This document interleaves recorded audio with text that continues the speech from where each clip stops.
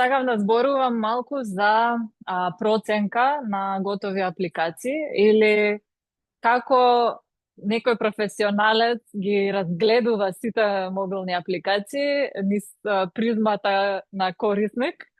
А, Одамна сакав некоја ваква презентација да направам и се размислував да опфатам некој од нашите локални владини веб страни со кои што сите се мачиме и тоа ми е животна желба да направам дизајн систем за на земјата што ќе функционира и сите апликации ќе бидат конзистентни и така натаму.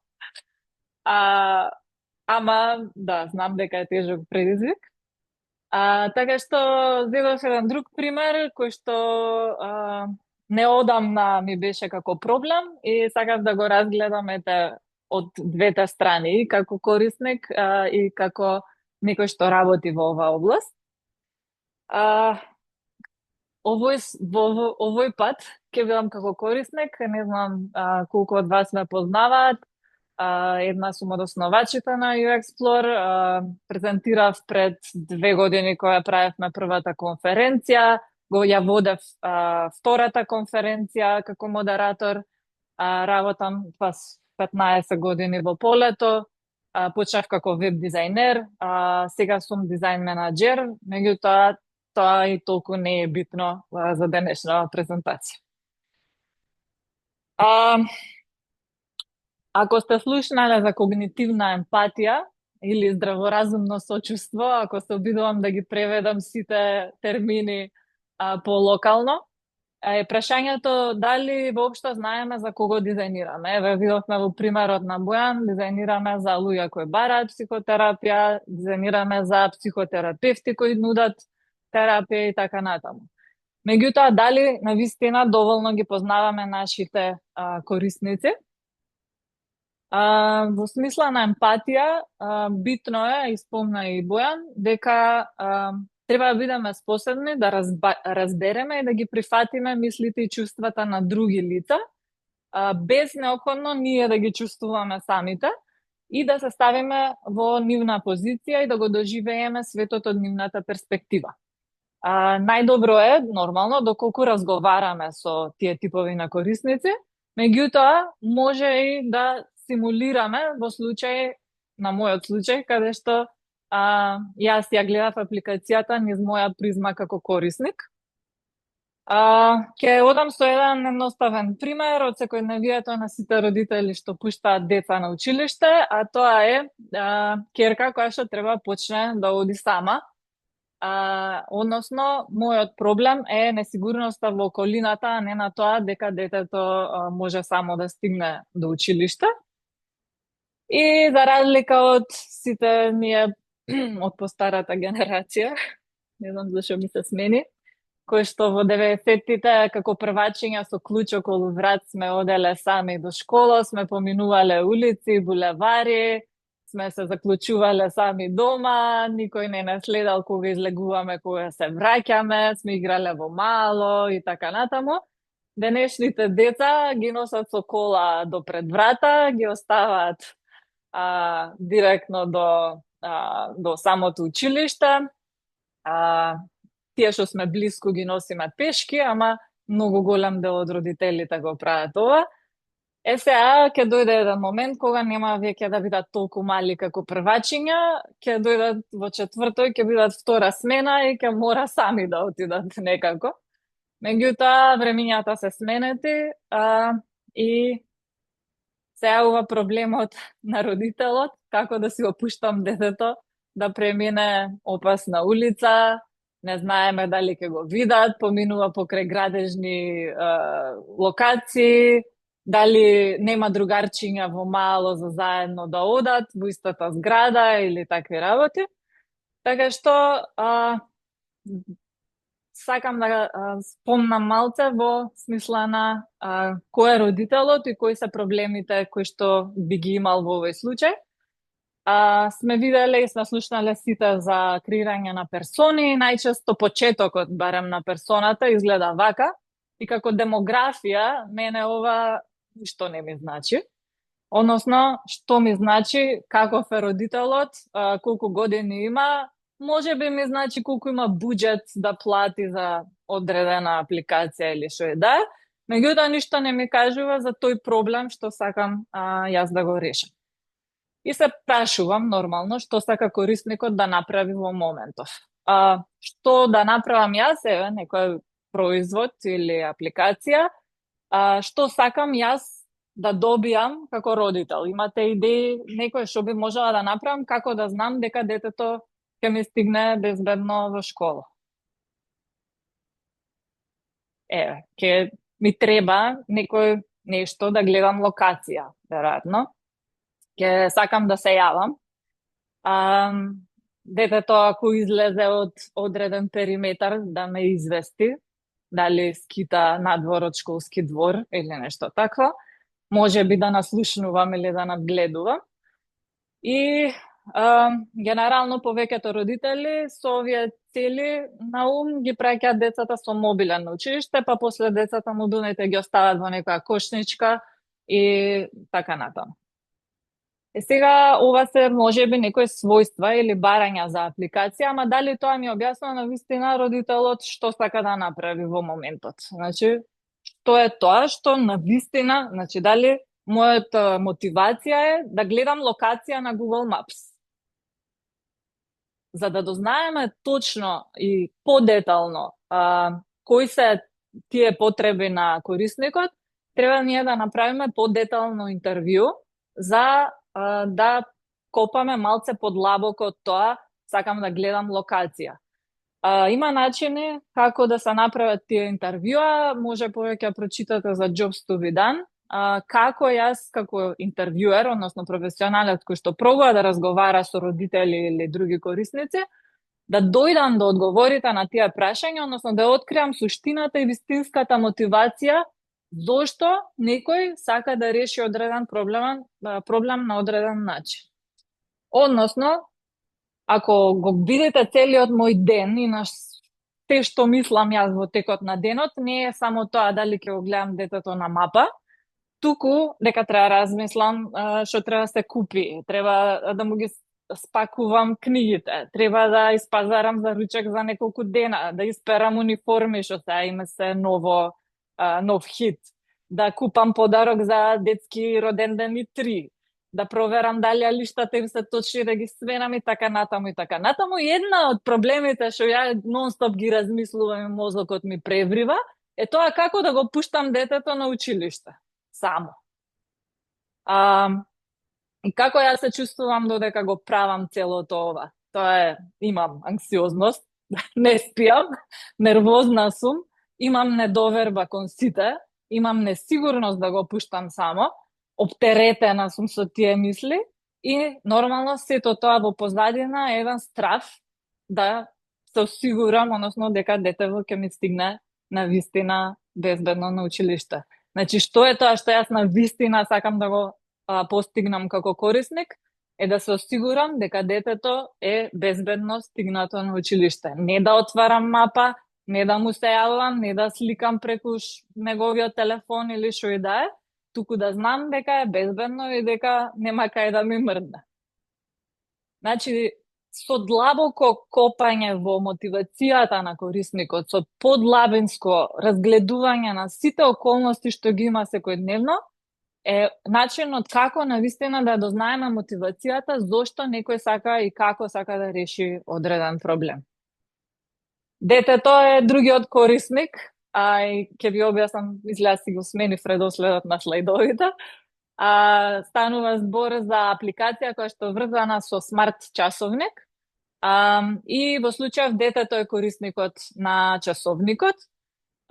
Што сака корисникот да направи во моментот? Сака да стигне на училиште, да се јави кај мама, тато, дека стигнало, да може во итен случај ако нешто му треба, завршиле часовите порано или така натаму да се јави, тоа е интерен мотив, да се слушна со баба, дедо, другарки и така натаму, и тоа некој интерен мотив или порив, а може и да биде нешто као да бидам кул пред другарите и другарките, и тоа е екстерен, односно социјален мотив. Како тој детето се чувствува додека го прави тоа, дека е самоуверено, дека е пораснато, дека има контрола, дека е социјално прифатено од другарчињата кои исто така се шетаат со сати, мобилни и така натаму, ама главното е дека се чувствува безбедно и се осигурува дека не е оставено само на себе, односно има некаква контрола иако е мало дете. Сега се враќаме на проблемот на родителот и бирам дека јас ќе го решам проблемот со часовник, а не со мобилен телефон.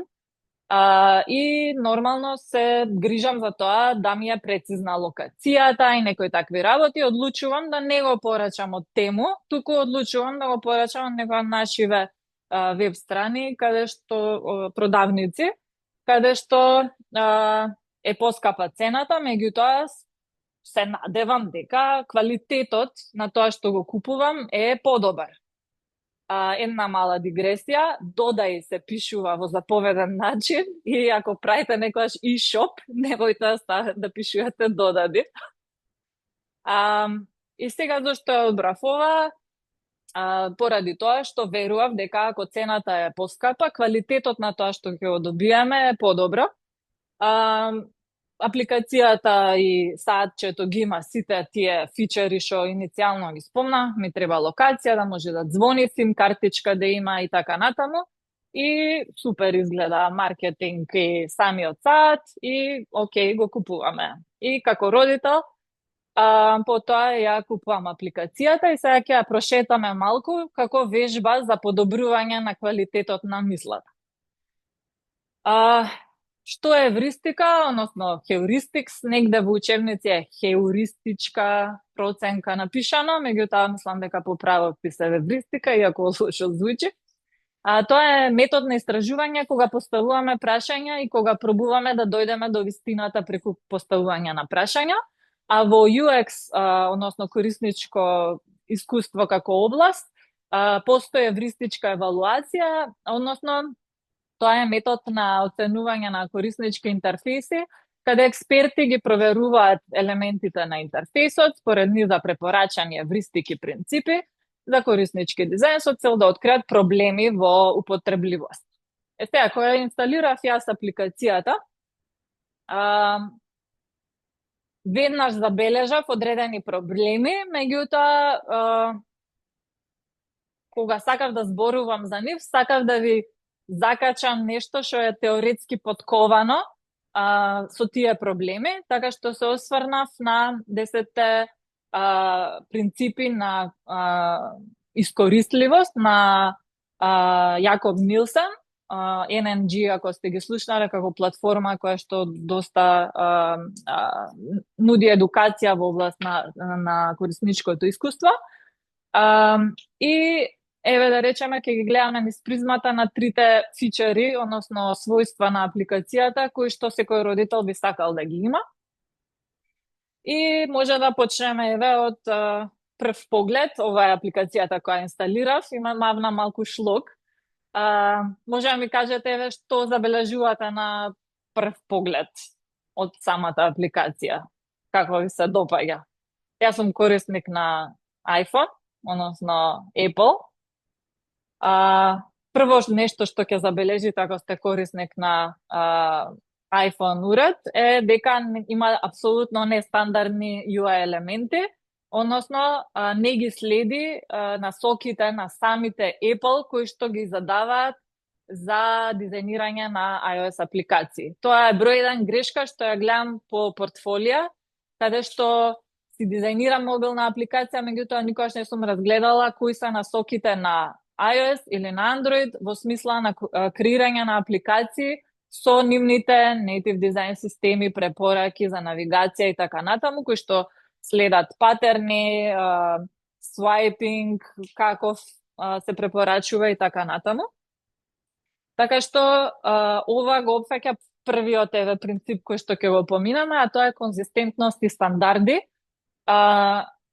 Не се за џабе, секое додавање на комплексност, односно нестандарден UI, особено на мобилни апликации кои што ни се нон-стоп во рака, е додавање на ментален напор на корисниците за да се снајдат низ таа апликација.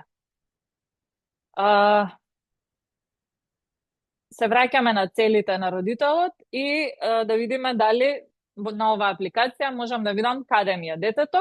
Мапата е сменета поради приватност, меѓутоа ви оставив тука дека Теодора ја следам да видам каде е. И да, точно ми ја дава локацијата. Можам да зголемам, иако изгледа чудно, можам да видам колку е батеријата на часовникот, можам да видам дека е онлайн, добро е, има батерија, можам да се јавам, окей, присутна е таму кај што треба да биде. Значи, целта е до негде исполнета, иако грдо изгледа и не е баш организирано. Меѓутоа, вториот принцип кој ќе го поминеме е дека прегледност на системскиот статус. Односно, јас како корисник секогаш треба да знам што е целта, каде се наоѓам, ако нешто правам во чекори, кој е прогресот и така натаму, а во случајов она што е статусот, дали е онлайн, дали е батеријата полна и така натаму, ме интересира од тој аспект. Иако не е идеално, ќе речеме дека овој принцип до негде е запазен. Значи, можам да гледам исполнета првата цел. Какви други опции мислите дека ми нуди апликацијава? Tough crowd. Ќе се раскликам по менијата и тоа што можам да го видам е дека има доста опции. Меѓутоа, ако кликнам на овие трите цртички горе, ми отвара ова левото мени. Ако кликнам на трите точки десно, ми го отвара ова малото мени за профайл, device list и така натаму. Ако кликнам на средното долу setting копче, ми ги отвара овие подесувања што се од десната страна. Малце личи неорганизирано, доста опции и јас сега како корисник треба едно по едно сите да ги читам за да разгледам што се всушност содржи апликацијава за да можам да се снајдам.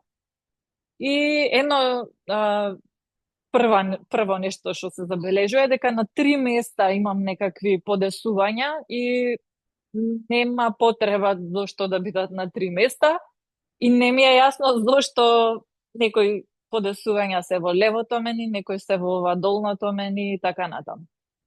Што се критериуми за една добра навигација? Лесно да се снајдам, каде се наоѓам, да се ориентирам во самата апликација, лесна и организирана структура на самите менија, односно да има некаква логична поврзаност помеѓу сите тие подесувања, да имам конзистентен распоред и стил на навигацијските елементи, кои што тука се раштркани на сите страни, и да не повторувам дека не запазуваат iOS насоки.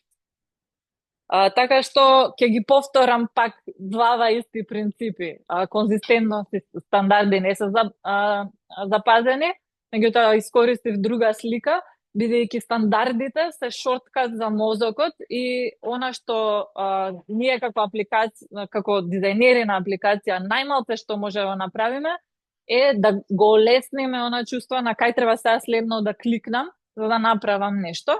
И ќе го повторам и другиот, затоа што системскиот статус треба ми овозможи да знам точно каде се наоѓам и во кој контекст се наоѓам. Значи, сите тие навигацијски елементи треба ми покажат точно кај сум, односно да има некаков наслов, организација, некаква хиерархија во работите што ги гледам. Дали во тие менија може да забележиме работи кои што се слични, односно би можеле да ги организираме некако поинаку. Па видовме, овде имаме некаков чет, таму имаме некои SMS messages, SMS нотификации, па сите овие се некакви пораки, значи дека може некако да ги поврзам да бидат заедно.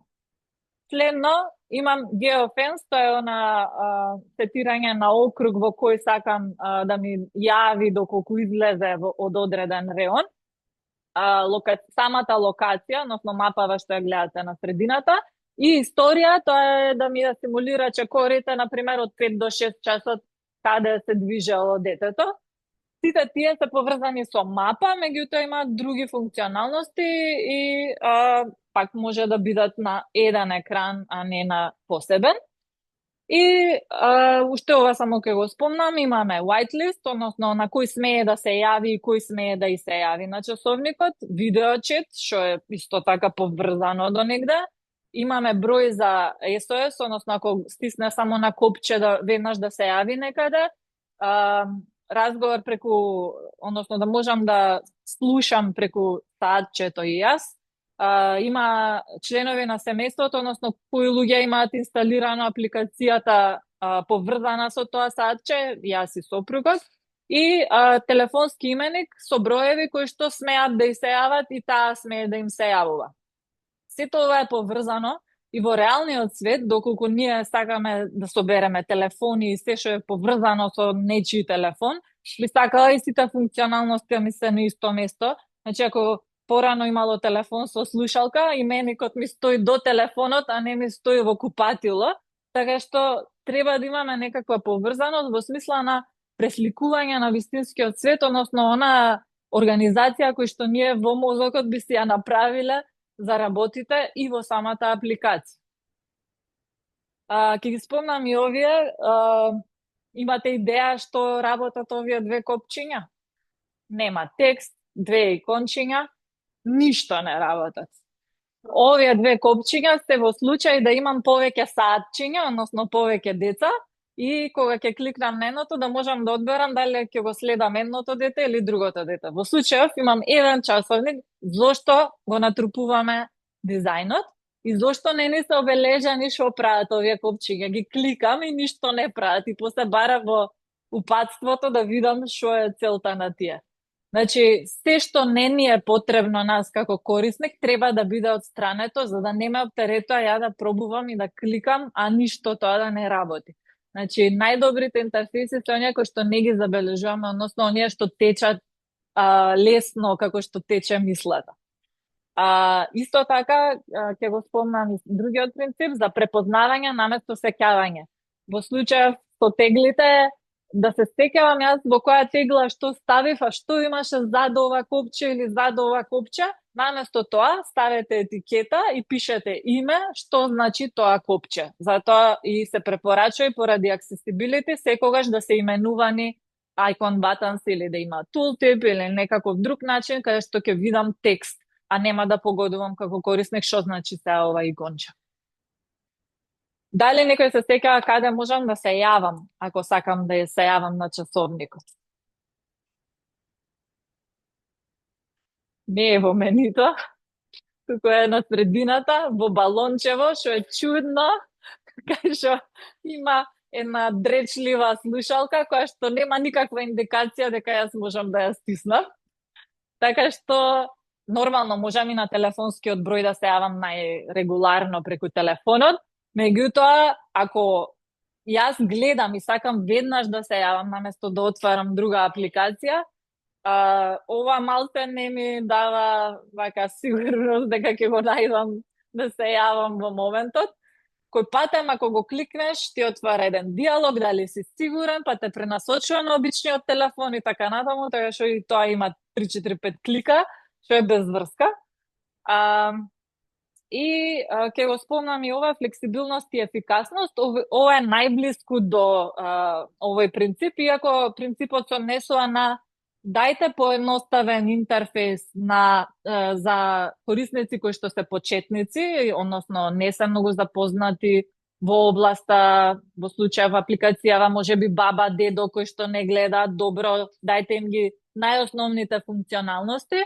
Меѓутоа, додајте, ако сакате повеќе функционалности, како за напредни корисници, додајте повеќе опции, меѓутоа, тргнете ги на страна за да го упростите интерфейсот за обичните корисници. Кај ќерка ми во одделение има детенце кои што живее со баба и со дедо и тие со Вибер апсолутно не се снаоѓаат со групите, со наставничките, со плаќање онлайн, со такви работи.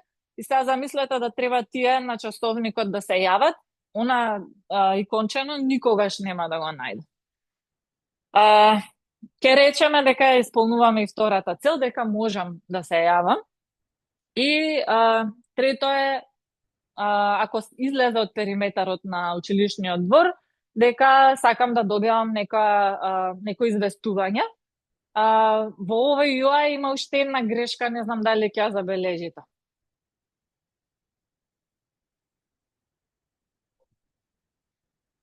Добро, таа мапата е сменета, не е вистинската, ама ако забележите убаво, за да потврдам дека ова областа од 500 метри од која што не сакам да излезе, има едно копче онде окей, зад цртичката, кој што не можеш да го кликнеш за да ја потврдиш локацијата и едноставно не деле предвид дека поновите iPhone модели имаат онакво swipe up, каде што стои оваа цртичкава и таа е патена со тој гест на прстите и копчето е буквално препокриено и за да можам да го кликнам, мора да го отклучам телефонот да се ротира, да го свртам хоризонтално и тогаш да го кликнам копчето. Значи,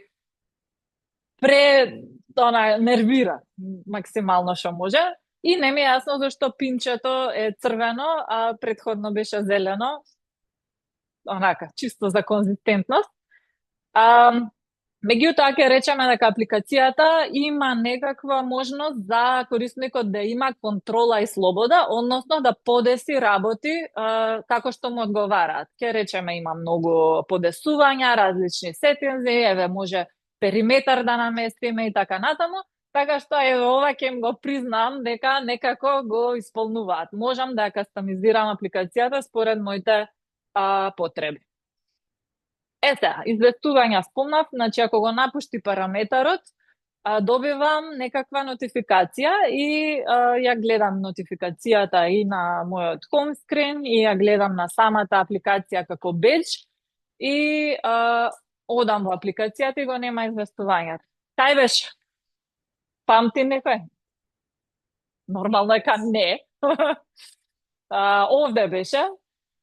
И при тоа не постои тука бедж, така што не знам дека, не сум баш сигурна дека е таму нотификацијата, а исто така ако ќерка ми прати гласовна порака, која што оди во ова чет полето, скроз друг дел од навигацијата, таму се појавува едно црвено кругче, ама прво морам да го кликнам чет копчето и на незиното име тогаш стои еден кец дека ми пратила порака. Значи, апсолутно не можам да се снајдам кога ќе ми стигне нотификација да ја отворам и да ја прочитам таа нотификација. Сега, неколку пати ми се случуваше, ми стигна нотификација дека пратила voice порака, односно звуковна порака, и ја отворам апликацијата и влегувам во оваа нотификација, односно известувања, и пак ја нема пораката. Се додека не сватам дека ќерка ми му праќа на сопругот, односно на татко и порака, ја го добивам известувањето, ама кај мене во апликација го нема. Ама добив нотификација. Значи, ова беше врвот. Така што, ајде ќе речеме дека и оваа цел да гледам, односно да добивам некакво известување, до негде исполнета, работи, не дека не работи, функционира.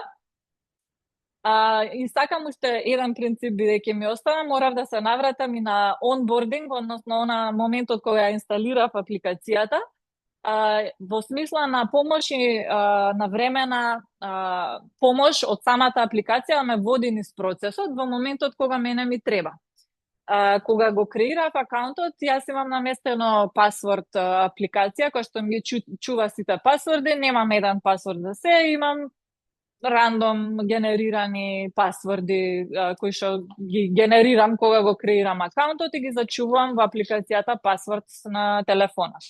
Сега, кога телефонот генерира пасворд, во овој форматот што го пишав тука, тоа се 6 букви цифри, па цртичка, па 6 букви цифри, па цртичка, 6 букви цифри, тоа се 3 по 6, 18 и 2, 20 карактери. Апликацијата успеа со тој авто генерирање на пасворд да креирам акаунт и после ме носи на логин скрин и јас ја копирам од пасворд и не можам да се логирам. И не ми е јасно затоа што само што го креирав акаунтот, односно сметката на оваа апликација, се додека не отидов на change password полето, каде што ми вика пасвордот мора да биде 6 до 12 карактери. Ја го внесувам од апликацијата И тоа ми го испрла. И го внесувам новиот, го внесувам стариот и не сака никако да ми го смени пасвордот. И среќа некако успеав, новиот пасворд, односно за стариот полето, некако успеав да го внесам, појма немам ни јас како, со autofill, со нешто такво, и генерирав некој нов пасворд кој што беше со 10 карактери, за апликацијата ми го прифати да можам конечно да се логирам. Значи, може да замислите со каква фрустрација како корисник и родител бев во моментот, ми идеше го фрлам телефонот од терас. И зошто е битен онбординг и зошто е битно на време на таква нотификација? Треба да се тестира, мислам, тоа неминовно е, меѓутоа и сакам да кажам и дека е битно сите луѓе во тимот, вклучувајќи инженери, тестери и така натаму, меѓутоа и ние како дизајнери да ја искликаме целата апликација од почеток до крај да ги воочиме овие вакви проблеми. Секогаш во апликацијата да нудиме насока и помош да ако некој корисник заглави да го одглавиме од одредената ситуација без таква фрустрација. Ова се 10 принципи кои што ги поминавме. Може повеќе прочитате на Substack блогот на Јакоб Нилсен и ги има уште повеќе, има вакви сгенерирани стрипчиња кои што се доста интересни, може да си ги разгледате како пример. И може да кажеме дека исполнуваме еве апликација, ќе им признаеме 2 од 10 принципи дека ги запазува. Тоа е добра или лоша апликација? Ужасно. Зошто некој кога воли да би направил лош производ, а со тоа се соочуваме секојдневно? Одговорот е најверојатно им снемало буџет, можеби 90% од парите ги вложиле во самиот уред, односно часовникот, и после за 10% им рекле на инженерите можда плескајте нека апликација. Не ни треба дизајнер. Ама еве свативме дека всушност на вистина ни треба дизајнер. Меѓутоа, да не ги навредувам инженерите, многу од работите кои што ги имам јас научено за дизајн на мобилни апликации дошле како идеи од инженерите, односно инженерите ни правеле презентации за тоа што се е можно, анимации, навигации, значи патерни, не знам како ги наречам, на навигација и користење на одредена апликација, шеми и така натаму. Значи, секој кога работи одреден продукт има некои ограничувања. Дали тоа е буџет, дали е недоволно спремен тим, дали нема пристап до корисници. Значи, некаков проблем сигурно тука имало, меѓутоа, ние како дизајнери мора да обрнеме внимание и на техничката изведба, односно дали е навистина направена апликацијата онака како што ние сме ја дизајнирале и била наменета и ќе ги исполни сите желби и потреби на нашите корисници. И тука само ќе спомнам од техничките аспекти. Значи, споро се освежува мапата на рефреш, ми треба неколку секунди да се освежи, да видам точно каде е локацијата во моментот. Неочекувано се гаси на iPhone, значи скроз shutdown прави. Несоодветни, ненавремени известувања, тоа не спомнав за нотификацијата, добив 45 минути подоцна од како излезе керкаме од периметар, така што реално мене не ми брка работа iOS апликацијата. И тоа да се вратиме на целите на родителот, тие се исполнети. Значи сега добар е продуктов или не е добар продуктов? Јас се согласувам, иако целите 3 од 3 се исполнети, на многу родители ова ќе им заврши работа. Меѓутоа, јас како корисник сум изнервирана, iPhone корисник сум, кај мене паѓа апликацијата, не стигаат нотификациите и така натаму. Кога прашате сопругот, ќе рече, ова е супер хардвер, ама така софтвер, ама на Android е подобро од iPhone, така што можам да живеам со тоа. А керка ми кога ја прашав дали ти се допаѓа саатчето, вика убаво и точка, не ме прашувај. Што ти е најубаво, па се зајавување и тоа колку су модела, значи на step count броењето на чекорите. Така што таа е презадоволна од саатчето, но е супер. Сега, пак ќе го нагласам ова. Сите кои што учествуваме во градење на еден продукт сме одговорни за корисничкото искуство што го добива некој на крајот. Значи, за тие пари кои што ги платив со цел да не биде ефтин уред, да не биде ефтина апликација, јас апсолутно не го добивам тој квалитет што го очекувам. И како корисник сум разочарана и јас никош нема да го препорачам овој сајт уште еднаш. И после ме текна да видам какви ревјуа има по интернет и кога пребарав каков UX фидбек има, малце доцна, дека има проблем со конекција, со нотификации, со следење, со GPS, со така натаму, така што базирано на повратните информации од самите корисници, никој не би го препорачал часовникот, а не па да даде 100 евра за него. Не заборавајте да тестирате на продукција, по трет пат го повтарам. Сега, времето е толку, ама, бидејќи ова е Friends of Figma Meetup, сакав да видам, ако имате уште некое време, дали можеме да го подобриме ова во Figma Make.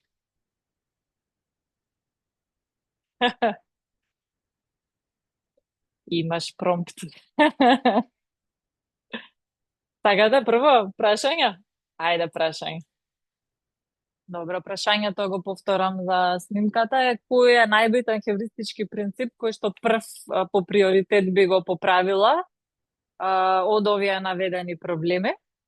Број 1 е перформансот, ама тоа не е во евристички принципи, така што прво тоа би го приоритизирала нотификации, крашување на апликација, багови, такви работи.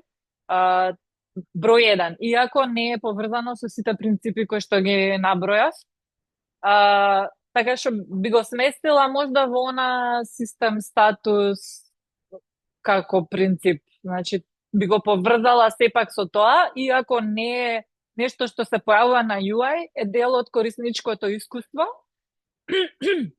и mission critical за моите цели како родител е да знам да ги исполни тие работи за кои што сум го купила часовникот, да знам локација, да знам кога излегла, да знам да можам да се јавам. Значи тие работи број 1 најпрво би ги средила. И ако имам порив да почнам од навигацијата, морам да признам, затоа што секогаш кога земам нешто да редизајнирам, тргам од архитектурата на информациите и како се организирани. Ама во случајот бидејќи е продукт кој што е на продукција и кој што е критичен во моментот, прво би ги адресирала тие техничките проблеми. Да, повторувам што кажа, дека е најбитно кога ќе се забега во деталите, тешко е да се вратиш назад и се согласувам и затоа е добро да ги имаме тие персони, ама во смисла на кои се навистина проблемите што се обидуваме ги решаваме, која е мотивацијата на корисникот во позадина, кога ќе ги тргнеме сите фичери на страна. Првата загриженост како родител, мотивација, внатрешен порив ми е да знам дека детето ми е безбедно. Се што не е подредено со таа цел, паѓа во втор приоритет. Значи, прво тоа би го адресирала дефинитивно како проблем. Job to be done. Значи, повторувам, ако случајно немате пристап до корисници, може да креирате протоперсони, односно некој друг да ви раскаже за нивните мотивации, jobs to be done во контекстот во кој што се наоѓаат, за да ги разберете подобро нивните потреби и вистински да ги адресирате проблемите во тоа што е било преку.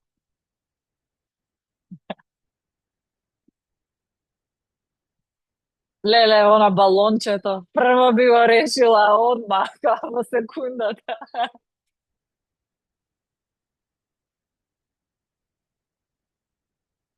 Може да.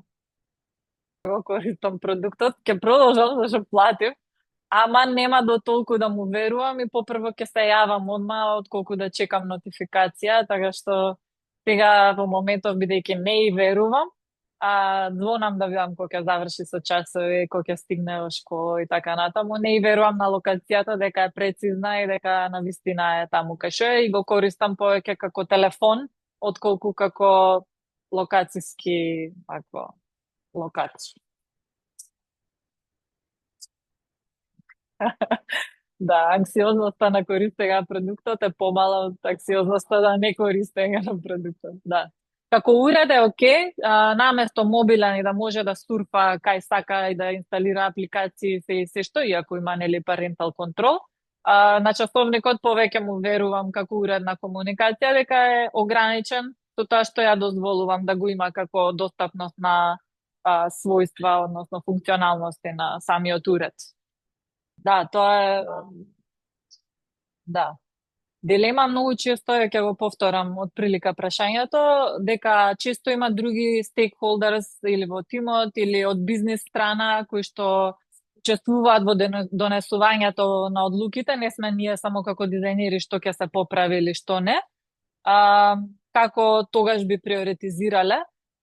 Мислам дека е критично да им испрезентираме, ако веќе сме воочиле вакви проблеми, да им испрезентираме колку е критично за таргет нашите целни корисници, колку е голем проблемот. Добро е да се соберат еве повеќе корисници како родители и така.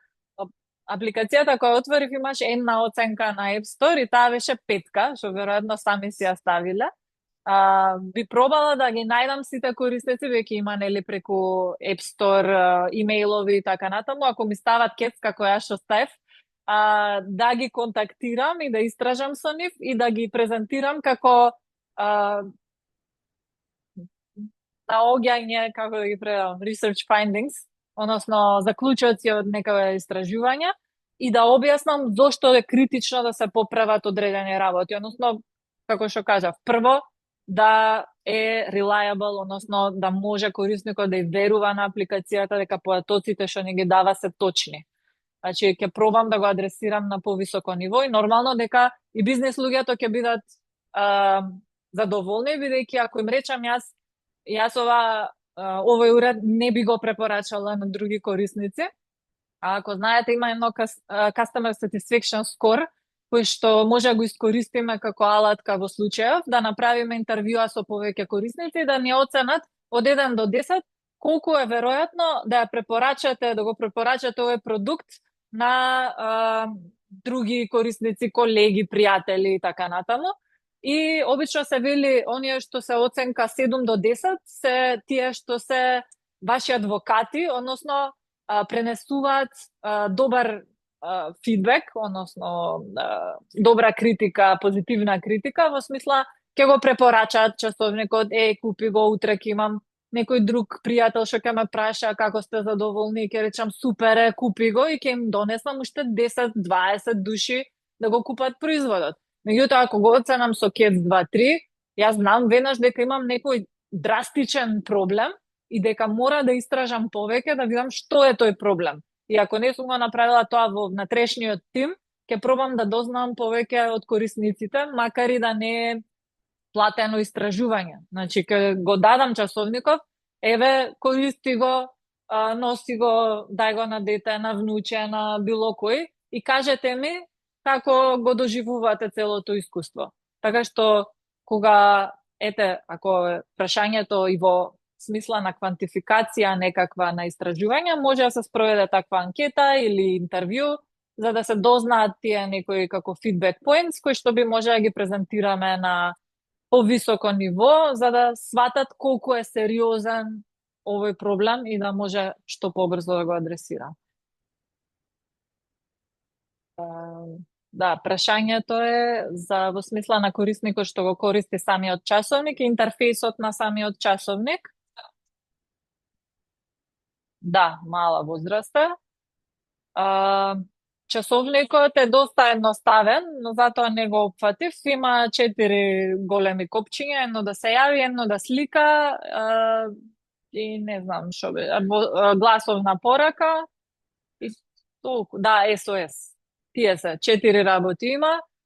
Си ги склика првиот ден сите, си ги научи, немаше никаков проблем со користење, бидејќи е навистина преедноставен интерфејсот.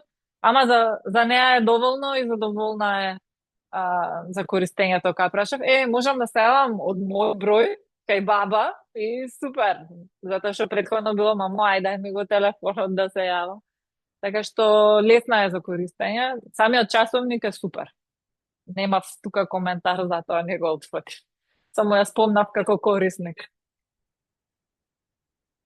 Може, како телефон функционира. Значи со сим картичка и може да звони без никакво, мислам без нормално GPS функционалности.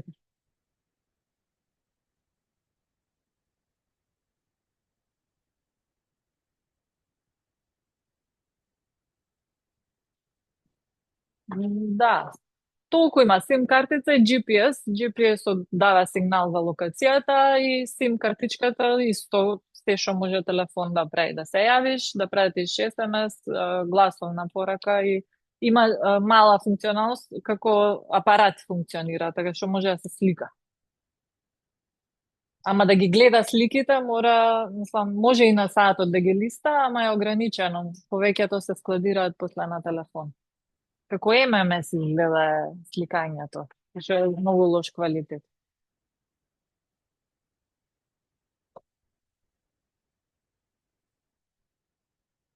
Водата, коментарот беше дека убедив некој да не го купи саатот.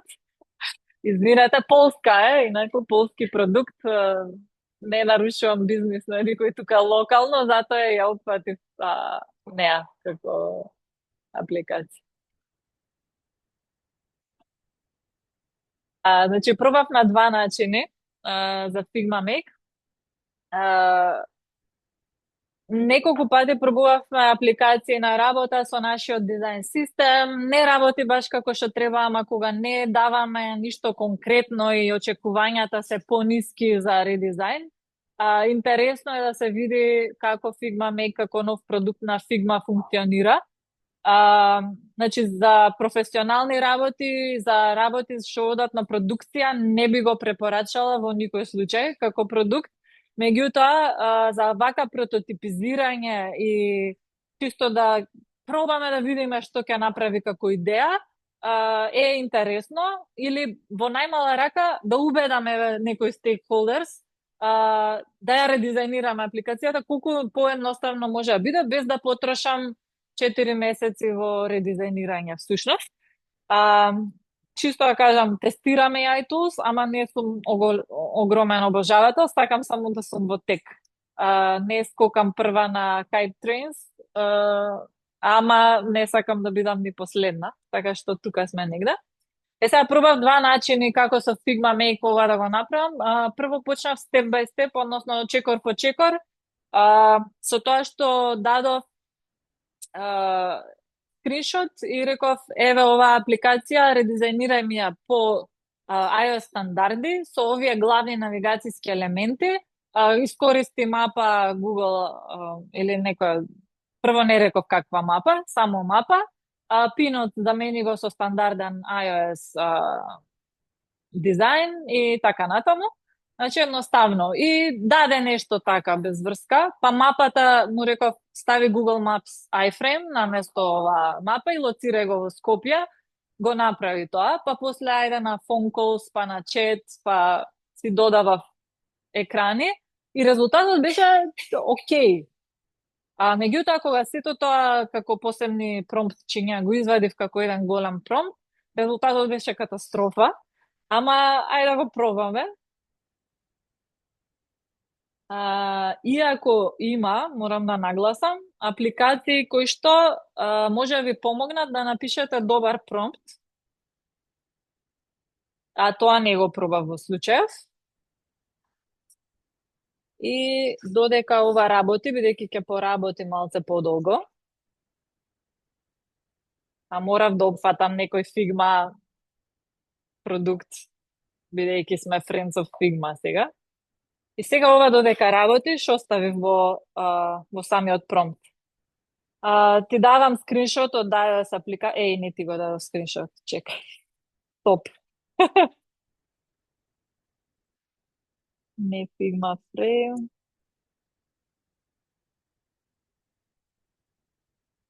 Значи, од Zoom ми се мешава. Еве, ова е тоа со преклопувањето копчиња. Дај upload image. Кај ми е presentation. Сега ќе ја дадам идејата. И сега додека работи ова, да видиме што направи. Да ми редизајнира во стилот на iOS апликација, следејќи ги следните критериуми. Искористи библиотека што ја позна iOS 17, новиот тој со Glass, може да дискутираме после. Смени ги навигацијските елементи, искористи native фонт и фонт големини, ставија главната навигација долу и вклучи ги следниве работи: локација со пин иконче, повици, пораки и сетинзи и нотификации, односно известувања. Смени ја капката и стави место цела адреса да биде само Скопје локација. Тоа е од самата апликација, не го дадов јас. Од мапата отстрани ги сите други копчиња и симулирај свич помеѓу обична и сателитска мапа, исто како оние зум контролите. Наместо да користиш дадената слика, стави Google Map View. Во мапата додај уште еден пин кој што има круг одоколу, што покажува дека е ограничена област, односно ограда, fence safe zone. Додај копче за да можам да додадам таква зона. И додај уште едно копче за историја, односно да можам да видам каде се движела низ времето. Во делот со повици, додај, сега почна да работи. Со делот со повици додај листа на повици во текот на денот, исто како iOS phone call лист. Во пораките додај пример со гласовна и со текст порака, копчето се смени од микрофонче во обично, во settings додај листа општо сетинзи како во iPhone, не ги набројувам тука, и во нотификации стави неколку мок известувања како слаба батерија, влезе излезе од оградата, SOS повик и додај време и датум на секој од нив. И кажи ми ако нешто не ти е јасно. И сега нешто направи. Мапата добро, не послушало за Google Maps. Добро, сино копче, окей. Не баш, ова е за историја изгледа, ова плюс за да ми додаде, се збунило 2 копчиња за додавање. Да, и ова го додадов, што сега во моментов го нема. Ако имам некоја нотификација дека излезена од безбедната зона, ја морам да влезам во тие нотификациите внатре за да видам. Вака реков, ако е надвор од safe zone, стави ми го прво тоа најгоре. Повици, missed calls. Значи, ова е во живо, не ми е спремно. Пораки, како си денес, гласовно пораче, добро, ова не работи. Микрофонче, ако куцам, се менува, значи работи. Во сетинзи имам некоја листа рандом, значи не ја додадов сега, додај ми ова или она за какви сетинзи да има, ама симулирајќи iOS settings ги направи во 2 нивоа. Значи категоризација имаме некаква на главното ниво и после можам да кликнам и да навлезам повеќе. Например, сите оние SMS settings, SOS, кој е, phone call book и така натаму, можам да ги групирам во секции и после подетално да ги подесам. И нотификации, веднаш со бедж за нотификација, да можеш да видиш која е нотификацијата и да те насочи од homepage директно на самата нотификација, за да не ја барам низ целата апликација. И со ова, иако нормално не е идеално, нема детално, во Calls ако отидам, можам одма да се јавам, ете го копчето, што му го побарав да го додаде. И ги имам сите функционалности што ми треба. Не изгледа кој знае шо, изгледа како некоја стандардна iOS апликација, можам да речам, окей, in the map view.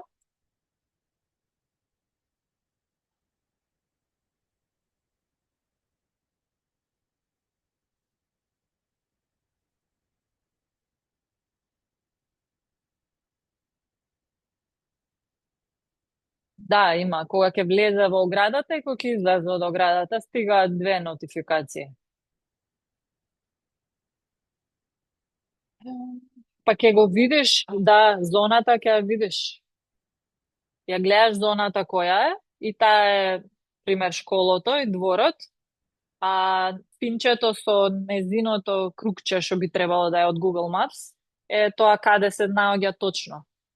Со тоа што сега тоа не е точно, бидејќи на, не знам, 5 или 10 минути ја освежува локацијата. Значи, не можам да знам сигурно точно во моментот, освен ако не кликнам на locate.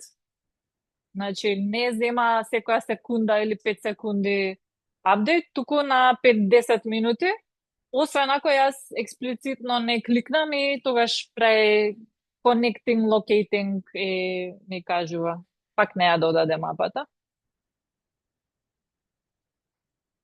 Ама, чисто како експеримент, може да пробате кодот.